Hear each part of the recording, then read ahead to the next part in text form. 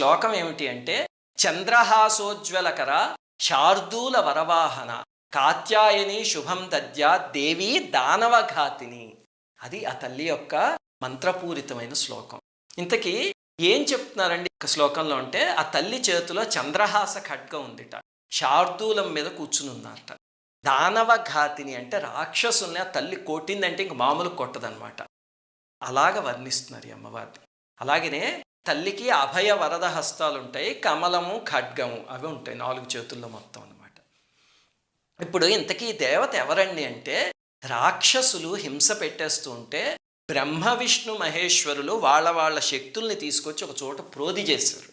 ఈ లోపల కాత్యాయన మహర్షి అని ఒక మహర్షి ఉన్నారు. ఆయన అమ్మవారిని తన కుమార్తె కింద పుట్టించుకోవాలి అని ఎంతగానో తపస్సు చేస్తే ఆ శక్తి వచ్చి కాత్యాయన మహర్షి ఇంట పుట్టింది. పుట్టప్పుడు ఈ అమ్మవారు వెళ్ళి రాక్షస సంహారం చేశారని.